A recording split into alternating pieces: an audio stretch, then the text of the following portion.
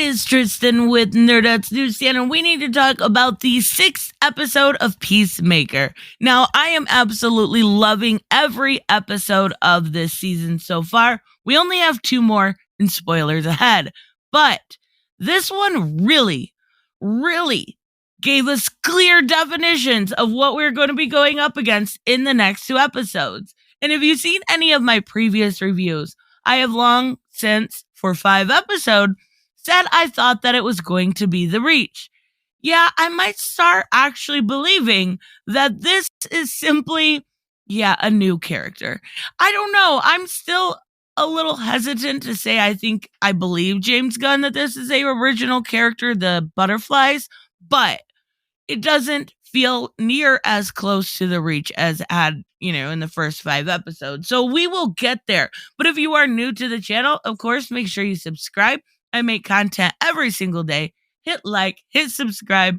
Wait, I just said that. Let's just keep moving. So this episode opens up with the very end of the last one when Adebayo was getting basically chased by Murn, and she learns that he is a butterfly. Now, he is a butterfly, but he is a good butterfly, I guess you could say. He was an overly sensitive butterfly, and he really had a great moment when he opens up and he says he really does not look forward to waking up every day with the original person's body, so the original Murn's memories and what he felt like, and even he could have been redeemed for all of his faults. And I thought that was really great because we have seen very little emotion from Murn. Besides dictating orders, it's kind of just been monotone. And this was the first time we really got to look at that emotions. And there's a lot of great themes in this entire series. We talk a little bit about masculinity in this, and I think they dive into that, what it is supposed to be or supposed to mean to be a man. And I think that's really important, and I think those themes go really well in this story. We also have themes on teamwork and trust, because there is very little trust left in this entire team whatsoever, even between Adebayo and, of course, Peacemaker, because she was the one who took the diary last episode, put it in his room, and by the end of this episode, it is the fault for everything. So we see the police come up on the trailer of Peacemaker, and we actually see Peacemaker sort of a little bit kind of make an escape with Goff, of course, and Eagly and Vigilante. They try to make their escape. It doesn't work so well. The police come up and they do get that diary, and that is going to be important to the last 2 episodes. Now, there's a bunch of craziness in it, a lot of which seems like it's the truth, going all the way back to that first episodes where we saw the Alex Jones parody saying that everything was taken over by aliens. Yeah, that's kind of exactly what's happening. But okay, and that's going to lead us into the last 2 episodes, because right now, at the end of this episode, Chris is a marked man. He is wanted by everybody, everywhere, and they are going to be on search for him. Not only the police, but his father. Let me back up a little bit. Now, one character that I truly did like was Sophie. She was a great cop. She was a wonderful cop. I think a lot of people realize the gray area she was put into when she knew that White Dragon was not at fault for the crimes he was in prison for and had to be released, even though he was a terrible person, a downright garbage human being. She knew what she had to do was right. And then unfortunately for Sophie, she becomes Goth, or a butterfly, and is now taken over. Now, we do get to see White Dragon released. He goes home, I believe gets drunk and has sex, and then decides it's time to take on his son. He is ready to kill Christopher.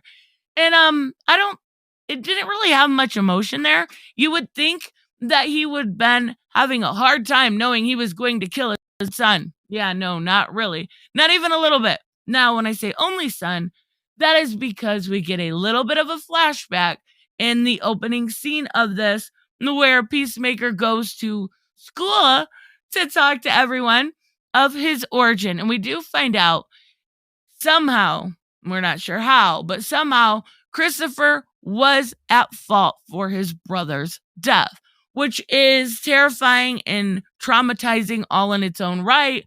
But to have your father turn around and just be absolutely terrible to you cannot sit well, right? This person has gone through so much trauma in his life and is now kind of getting to that point I think everybody eventually goes through where they start to really look inward, start some introspection, and realize and maybe even have a crisis of identity. I'm curious to see if we'll go through that. But regardless, we do have 3 factions by the end.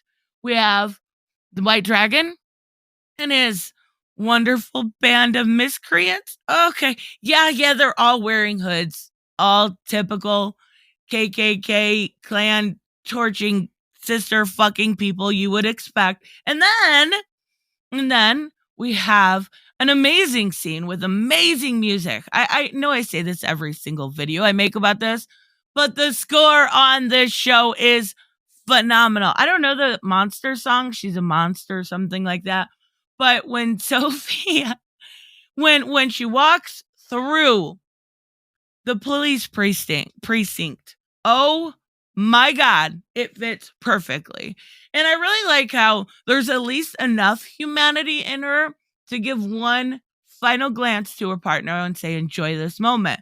Previously, we had actually seen before Goff got out, them paint a peace sign, which makes me wonder, are they all evil? Or there's so much nuance in any sort of Suicide Squad comic, let alone putting it into a show. It really carries over those themes. And I like that because sometimes the worst people are doing things that need to be done. And it's terrible decisions they have to make and people they have to kill that they don't necessarily want to, but it's for the betterment of humanity. And it's also gray, right? It's also gray. And this show really shows the gray areas within not only the protagonist, but the antagonist too.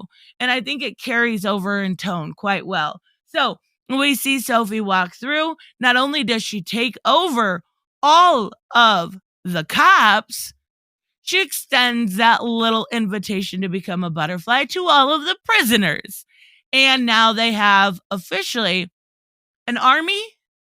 I guess you would call it an army. So we are going to see the butterflies trying to get to Christopher and this cow that they have to go to a ranch to get, and the White Dragon army. I mean, what more could you ask for? Aliens, white supremacists, and Peacemaker all in. I mean, come on. It's kind of amazing that they were able to pull this off. Not only that, but we get this really fucking weird. And for James Gunn saying it's fucking weird means it's insanely weird. Post-credit scene where they're just laughing at dead bodies, and it's pretty quite, it's pretty amazing. So as far as where I think this is going to go, I don't know. This is one of the first shows in a very long time that I cannot wait for the next episode. It is that good. And if you're not watching it, you shouldn't be listening right now because this is spoilers. You should have went and watched it and came back. But that's regardless. I love this show. I think you should check it out. All of there wasn't as many Easter eggs in this one. They dropped Wonder Woman's name and the Flash's name. They do a hilarious little gender swap thing to Mad Magazine guy. And they bring up Kite Man again. And it looks like in the notebook you can see some sort of, I guess, Easter egg to Starro. But other than that, this was a pretty, there wasn't a lot of deep cuts as far as Easter eggs go. But that's okay. This episode didn't necessarily need it. It didn't need those deep cuts that were making you look everywhere because your eye was focused on the plot and what was going on. So let me know, of course, what you guys thought of this episode. I can't wait for the next 2. And I will see you in the next one. Bye-bye.